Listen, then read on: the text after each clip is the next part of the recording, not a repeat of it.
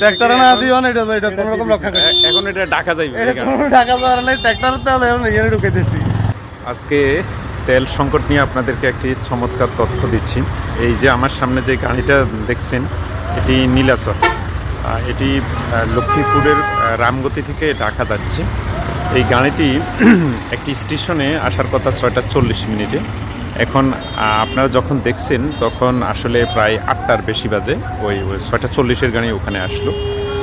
তো এই গাড়িটার একটা কাহিনী বলতেছি, সেটা হচ্ছে আসলে তেল সংকট। এই গাড়িটি যখন রওনা দেয় তার স্টেশন থেকে, তখন হঠাৎ চালক অনুধাবন করলে গাড়ির তেল সরবরাহ লাইনে বাতাস ঢুকেছে, যার কারণে গাড়ি চলছে না। এখন এই সমস্যা সমাধানের জন্য তার কমপক্ষে 20 লিটার ডিজেল দরকার। তো রামগতি থেকে আসার পর সে প্রতিটি বাজারে স্টপেজে, কিন্তু যারা খোলা বাজারে ডিজেল বিক্রি করে তাদের কাছে চেয়েছে, কোথাও পায়নি। অবশেষে করইতলা বাজারে এসে অনেকক্ষণ দাঁড়িয়ে থেকে গত রাত্রে এখানের একজন ডিজেল বিক্রেতা গাড়িতে তেল নামিয়েছে, কিন্তু আজকে সকালবেলা ভোরে এখনও কোনো তেল বিক্রি হয়নি, কিন্তু তিনি জানিয়ে দিয়েছে তার নিকট কোনো তেল নেই। তো এই অবস্থা এখানে এসেছে তোরাবগঞ্জ আসার পর এই গাড়িটি এখন এই এলাকায় তেল খুঁজতেছে। তো অবশেষে তেল নেই। এখন অবশেষে কিছু মানুষ তো আছে, একজন ট্রাক্টরের ড্রাইভার সে জানিয়েছে যে তার নিকট গত কয়েকদিন পূর্বে সে 15 লিটার তেল কিনেছে, সেই তেলগুলো ব্যবহার করেনি। এখন সেই ট্র্যাক্টরের ড্রাইভার তেলগুলো এই গাড়িকে দিতে রাজি, তবে এইটার জন্য এই তোরাবগঞ্জ বাজারে গাড়িটি অপেক্ষা করবে।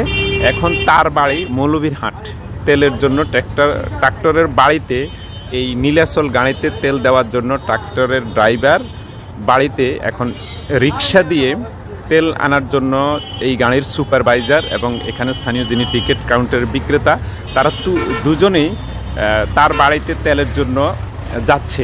এ হচ্ছে আমাদের বাংলাদেশের বাস্তব পরিস্থিতি। সরকারের পক্ষ থেকে জানানো হচ্ছে যে তেলের কোনো সংকট নেই। মানে এখন এই তেল কিসের, এক জায়গা তো মানে বাড়ি থেকে আনছে। কোয়ালিটির দিছে এখানে 20 লিটার আছে।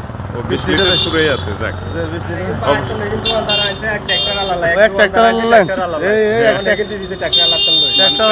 ট্রাক্টরে না দিও না, এটা কোনো রকম রক্ষা করে। এখন এটা ঢাকা যাইবে।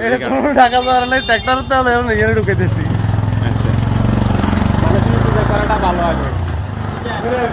আপনি কি ট্রাক্টরের না? এই ট্রাক্টরের লোকের কেউ